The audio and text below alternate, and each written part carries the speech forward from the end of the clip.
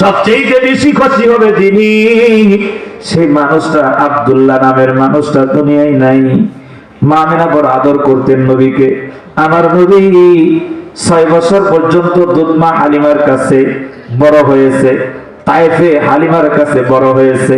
6 বছর পরে হযরত হালিমাতুস সানিয়া রাদিয়াল্লাহু তাআলা আনহা যখন আমার নবী 6 বছর বয়সের নবীকে যখন তার মার কাছে হস্তান্তর করলো, মা আমিনার কাছে যখন দিয়ে গেল, বন্ধু গো, আমার নবী ওই যে মাত্র 5-6 বছর বয়স, খুব বেশি বড় না, কথা বলেন ঠিক কিনা? এই শিশু নবী আমার মাঠে খেলাধুলা করে, মক্কার চত্বরে এরকম বাচ্চাদের সাথে, বন্ধুদের সাথে খেলাধুলা করে।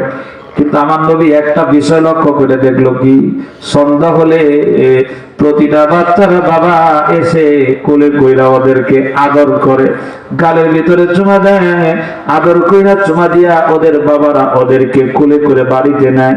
একদিন আমার মায়ের নবীর প্রচন্ড মনে পড়ে গেল, আমার বাবা কেন আসে না, আমার বাবা কেন আসে না।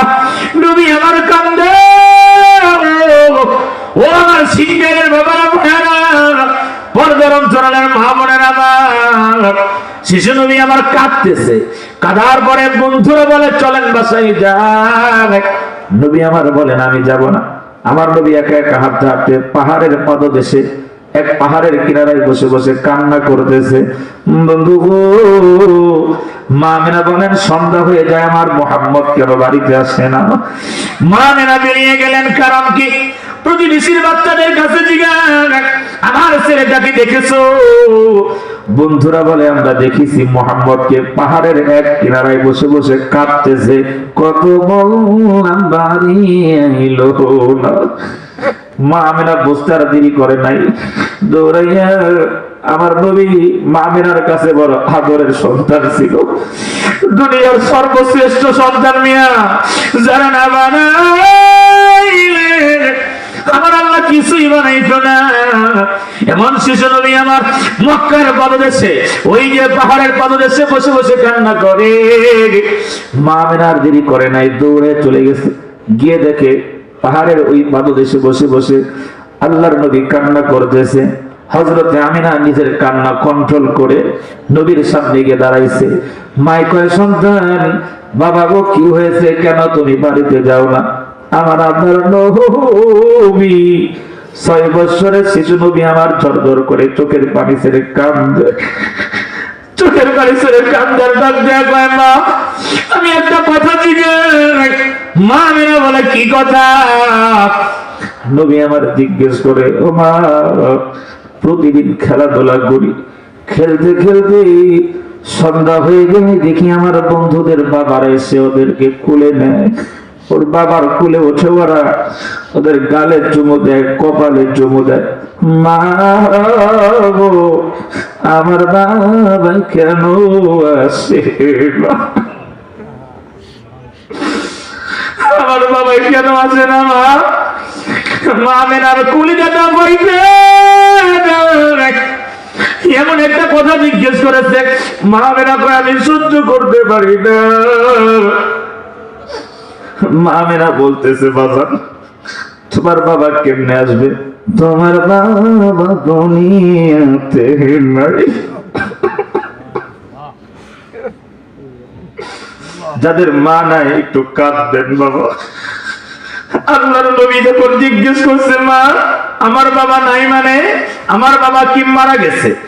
মা আমিনা বলে, হ্যাঁ, তোমার বাবা দুনিয়ায় নাই, তোমার জন্মের পূর্বেই তোমার বাবা দুনিয়া থেকে বিদায় নিয়েছে। এ কথা আমার আপনার শিশু নবী শোনার পরে ডাক দেয়া কয়, মা গো, তাইলে আমি একটা আবদার করি, মা আমার আবদারটা রাখবা। মা আমিনার কলিজাটা ভিতর থেকে ছিঁড়ে যাইতেছে। সন্তান কয় কি, ও মা, আমার আব্বার কবরটা কোথায়? আমি একটু আমার আব্বার কবরের পাশে দাঁড়াবো। মা আমিনা বুকের মধ্যে জড়ায় ধরে কয়, মুহাম্মদ সাল্লাল্লাহু আলাইহি ওয়াসাল্লাম, আল্লাহর নবীকে বুকের সাথে জড়ায় ধরিয়া মা আমিনা হাউমাউ করে করে কান্দে, কয়, আল্লাহ আমার সন্তান আল্লাহ তোমার বন্ধু কি কয়, বাবার সাক্ষাৎ চায়। বাড়িতে নিয়ে গেলেন, বাড়িতে গিয়ে শ্বশুর আব্বারে ডাক দিয়ে আব্দুল মুত্তালিবকে বলতেছে, আব্বা যান দেখেন তো, শোনেন আপনার নাতি কি বলে, একটু শোনেন। এবার বলতেছে কি বলে, কয় আপনার নাতি কয় আপনার ছেলেরে দেখতে চায়। আমি বলছি কবরে গেছে, তো আপনার ছেলেটা, আপনার নাতিটা আপনার ছেলের কবর জিয়ারত করতে যায়। আব্দুল মুত্তালিব দাদা নাতিরে মানে আমার নবীরে অনেক ভালোবাসত, অনেক ভালোবাসত। আব্দুল মুত্তালিব বৌমায় ডাক দিয়ে কয়, আমেনা আমার নাতি ভাই যেতে চাইছে, অসুবিধা নাই, কালকে রওনা হয়ে যাও। একটা কাফেলা নিয়ে রওনা হয়ে গেল, মাত্র 3 জন মানুষ, উম্মে আইমান নামের একজন মহিলা, আর আমার শিশু নবী, ছোট্ট নবী আমার, আর হযরতে আমিনা। এই 3 জনের একটা কাফেলা চলে গেল, মক্কা থেকে মদিনার পথে রওনা হয়ে গেল। দীর্ঘ কয়েকদিন পরে যখন মদিনায় পৌঁছে গেল, মক্কা থেকে মদিনায় 5 থেকে 600 কিলোমিটার রাস্তা। এত বহু রাস্তা যাওয়ার পরে আল্লাহর নবীকে, আমার আপনার শিশু নবীকে, এবার যাদের মা বাবারে কবরে রাখছেন একটু মনে করবেন বন্ধু গো। মা আমেনা আমার নবীকে ওই বাবার কবরের সামনে দাঁড় করায়া দিছে, দাঁড় করায়া কয়, বাবা এই যে এই মাটির নিচে তোমার বাবা আব্দুল্লাহ এই মাটির নিচে ঘুমাইতেছে। আমার আপনার শিশু নবী কবরের পাশে দাঁড়ায় দাঁড়ায় কয়, আব্বা ও বাবা। কত মানুষ বাবার কোলে উঠে, আমি তো তোমার কোলে উঠলাম না। আব্বা গো তুমি আমারে কেন কোলে নিলা না, আমারে তুমি কেন আদর দাও না? বাবা গো যাদের ছোট সন্তান আছে দেখবেন বাপ মার জন্য কত পাগল। আমার নবী এরকম করে ডাক দিয়া কয়, প্রাণের বাবা কেন আমার এই মাটির নিচে ঘুমাইলা? আমার কি তোমার কোলে উঠতে মন চাই না? আমারে কেন রাইখা তুমি কবরে গেল? বন্ধু আপনারা জামিতা কবরস্থান চিনেন, আমি আমার মার কবর জামিতা কবরস্থানে দিয়েছি, মাঝে মাঝে মার কবর জিয়ারতের জন্য যাই। তো একদিন আমি আসরের নামাজের পরে আমার মার কবর জিয়ারতের জন্য গেলাম, গিয়ে দেখি আমার মার কবরের আগেই মাদ্রাসার মাঠের কাছেই 2টা নতুন কবর দেখা যায়, একটা বড় মানুষের কবর, একটা ছোট্ট বাচ্চার কবর। এই কবর 2টার পাশে দাঁড়ায় একটা বাচ্চা মেয়ে, 8-9 বছরের একটা বাচ্চা মেয়ে দাঁড়ায় দাঁড়ায় দেখি কান্দে। আমার কৌতূহল হলো কেন মেয়েটা এখানে দাঁড়ায় কান্দে। আমি জিজ্ঞাইলাম, মামনি তুমি এখানে দাঁড়ায় দাঁড়ায় কান্না করতেছো, তোমার বাড়ি কোথায়? কয় দড়িরাজনগর, এই বৈঠাখালী। কয় দড়িরাজনগর আমার বাড়ি। আমি বললাম এখানে দাঁড়ায় কান্দো, এই কবরটা কার? ওই ছোট্ট মেয়েটা আমার জবাব দিল, কয় হুজুর এই কবরটা হলো আমার মার কবর। আমার কবরের পাশে ছোট্ট মেয়েটা দাঁড়ায় কান্দে। আমি বললাম, মামুনি এই যে তোমার মার কবরের পাশে ছোট্ট আরেকটা কবর দেখা যায়, এই কবরটা কার কবর? ওই মেয়েটা আমারে কয়, হুজুর এই ছোট্ট কবরটা আমার ছোট্ট ভাইয়ের কবর। আমি বললাম, বুঝলাম না ছোট্ট ভাই মানে? কয় আমার মা আমার এই ভাইটা হইতে গিয়া মারা গেছে, আমার মা মারা গেছে, আমার এই ভাই হইতে গিয়া এরপরে 7 দিন পরে আমার এই ছোট ভাইটাও মারা যায়। আল্লাহু আকবার বলেন। কয় আমার মা মারা গেল, 7 দিন পরে আমার এই ছোট ভাই মারা গেল। তো আমার মার কবরের পাশে আমার ভাইটারে কবর দিবে। মেয়েটার কথাগুলো আমার কলিজার ভিতরে সেল বিঁধে গেল। বন্ধু আমি জিজ্ঞাসলাম, মামনি তুমি এখানে দাঁড়ায় দাঁড়ায় কান্না করতেছো কেন, বাড়িতে যাও না কেন? এবার মেয়েটা কান্নার কয়, হুজুর আমার ভাইয়ের কবরটা কত ভালো। আমি বললাম কেমনে ভালো? কয় হুজুর আমার ভাই আমার মার কাছে শুয়ে আছে। আমি বললাম, হ্যাঁ তোমার মার কাছে তোমার ভাই শুয়ে আছে? এবার মেয়েটা কয়, হুজুর আমার মা কেন কবরে গেল, আমার জ্ঞান সাথে করে নিয়ে গেল না? মেয়েটা কাঁদার কয়, হুজুর আমার মাইনে আমি ভুলতে পারি না। আমার কাছে মেয়েটা কান্দার কয় হুজুর বাড়িতে গেলে আমার মার কথা মনে পড়ে, বারবার মনে পড়ে। কারণ এই 8-9 বছরের বাচ্চাটার সাথে তার মায়ের কত হাজার স্মৃতি জড়ানো। এই মেয়েটার বাড়িতে গেলে ভালো লাগে না, কারণ ওর মা ওরে গোসল করায় দেয়। ও এখন গোসল করতে গেলে ওর মার কথা ওর মনে পড়ে। ওর মা ওরে টয়লেটে নিয়ে গেছে, টয়লেটে গেল মনে পড়ে, রান্না করে গেল মার কথা মনে পড়ে। ওর অনেক মাথার ভিতরে তেল দিয়ে দিছে, মাথার চুলগুলো বিড়ি করে দিছে, এগুলো মনে করে করে মেয়েটা কয় হুজুর বাড়িতে গেলে আমার ভালো লাগে না। এজন্য লুকায়া লুকায়া আমি একলা কবরের পাশে আমার মার কবরের পাশে দাঁড়ায়, আমার কবরের পাশে দাঁড়ায় দাঁড়ায় কান্দি। কারণ আমার মায়েরে বলতে পারি আমার শিশু নবী কবরের পাশে দাঁড়ায় কয় আব্বা কেমনে আমারে ভুলে গেলেন, কেমনে আমার রেখে কবরে গেলেন। বাবু আপনার কি আমার লিগা মায়া লাগে না? আমারে কি একটু কুলে দিবেন না? বলেন তো। বাবার কবরের পাশে আমার শিশু নবী দাঁড়ায় দাঁড়ায় এগুলো বলে আর কান্দে। মা আমিনার দূর থেকে দাঁড়ায় দেখে আমিনার কেমন লাগতেছে। কথা বলেন। মা আমিনার কলিজাটা ফাইকা, মা আমিনা ডাক দিয়ে কয় ও শিশু নবী মুহাম্মদ সাল্লাল্লাহু আলাইহি ওয়াসাল্লাম, আমার নবীকে ডাক দিয়ে কয় সন্তান রে এমন করে কেঁদো না, এমন পাগলামি করলে আমি মাও কিন্তু চলে যাব, আমি মাও কিন্তু চলে যাব। এই কথাটা বললে আমার এই কথাটারে কবুল করে নিছে। আল্লাহর কারিশমা বোঝা বড় কঠিন। বুঝ দিয়া ওখান থেকে আমার নবী বাবার কবরের ভিতরে হামাগুড়ি দিয়ে এরকম করে গড়াগড়ি করে কেঁদেছে। সিরাতে মুস্তাফি মানে সিরাতে মুস্তাফা নামের কিতাবের ভিতরে আল্লাহর নবীর এই ইতিহাসের ভিতরে এই কথাটা এমন ভাবে সুন্দর করে বর্ণনা করা হয়েছে। কবরের ভিতরে গড়াগড়ি করে কান্না করতেছিল। মানে সন্তানটারে বুকের মধ্যে নিয়ে আদর করে ওখান থেকে যখন চলে যায়, এবার মদিনা থেকে আবার মক্কার পথে রওনা হবে। মক্কার দিকে আজ থেকে এক জায়গার ভিতরে এক মরু প্রান্তের ভিতরে রাত্রি যাপন করতেছে। বন্ধু ওই যুগে তো এমন গাড়ি ছিল না, এমন প্লেন ছিল না, বিমান ছিল না, এত দ্রুতগামী কোন যানবাহন ছিল না। ওট ছিল আর ঘোড়া ছিল, গাধা ছিল, ওগুলার উপরে তারা চড়ার হইত। বন্ধু রাত্রিবেলা এক জায়গার ভিতরে তাঁবু টানাইছে রাত থাকার জন্য। সকাল হলে আবার নতুন করে হাঁটতে শুরু করবে। এমন সময় গভীর রজনীতে মা আমেনা ডাক দিয়া কয় মুহাম্মদ, আমার নবীকে ডাক দিছে।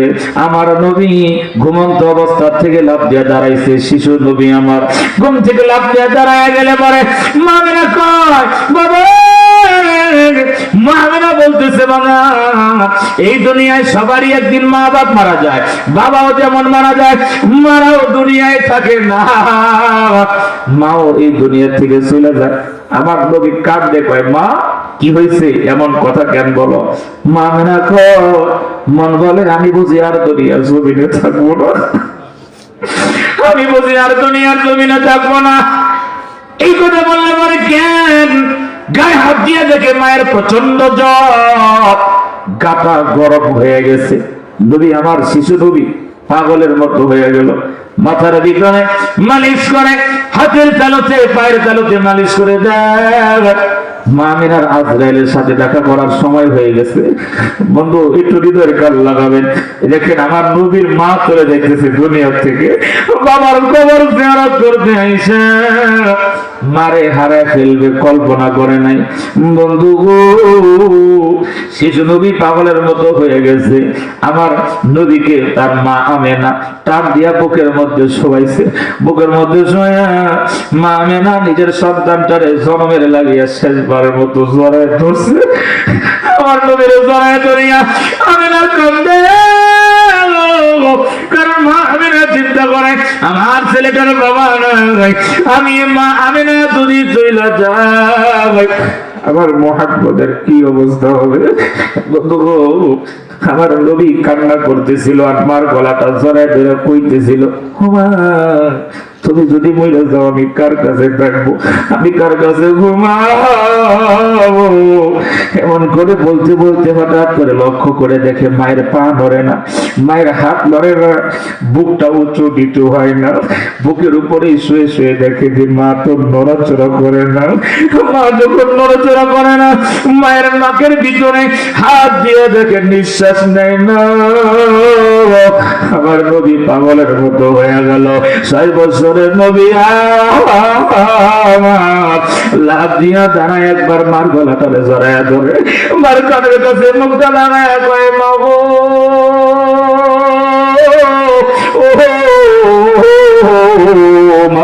আগে যদি জানতাম মক্কা থেকে মদিনায় একবার কবর জিয়ারতের জন্য এলে, এই মদিনায় তোমারেও রেখে যেতে হবে, আমি কোনোদিন মদিনায় আইতাম না।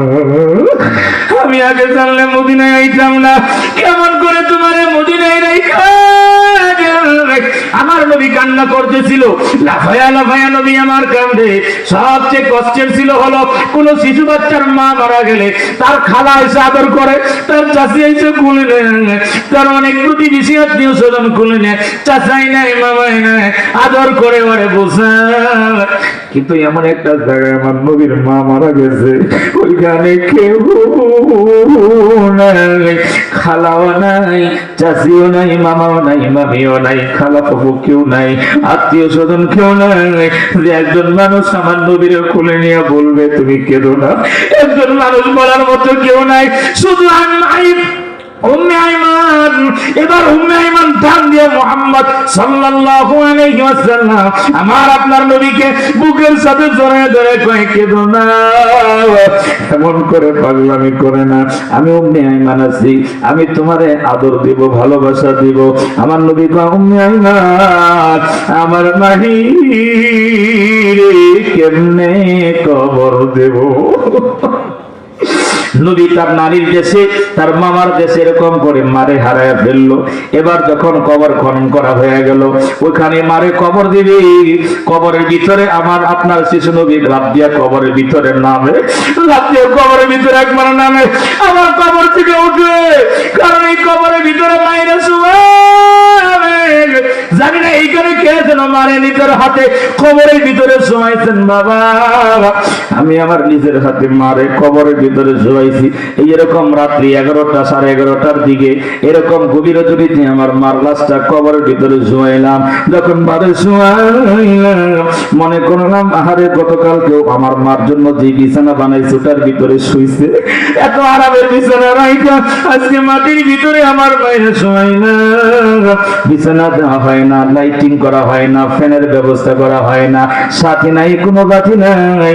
বন্ধু গো, ও টাঙ্গুপালনগরের বাবারা ভাইয়েরা আমার, ও রামকান্তপুরের বাবারা ভাইয়েরা আমার, মুন্সিনগরের বাবারা ভাইয়েরা, রাজনগরের বাবারা ভাইয়েরা, জামিতের বাবারা ভাইয়েরা, ও শহরাই এলাকার বাবারা ভাইয়েরা, সিংহের বেশি বাবারা ভাইয়েরা, এইখানে অনেক মানুষ আছেন যাদের মা নাই, যাদের বাবা দুনিয়ায় নাই। ওই কবর থেকে, এই কবর থেকে শুয়ে শুয়ে মা কান্দে, বাবা কান্দে। আমার এই আব্দুল ওহাব ভাইয়ের মা নাই, বাবাও নাই। আমি আসার পরে কয় হুজুর, আমার হাতটা দিয়ে কয় ভাই আমার মা বাপ দুজনেই কবরে গেছে, মা বাবার জন্য দোয়া করবেন, মায়ের জন্য, বাবার জন্য। এই এত সুন্দর জায়গা, কয় হুজুর এই জায়গাটা আমি দিয়ে দিলাম, এই জায়গাটা মাদ্রাসা হবে, এই মাদ্রাসা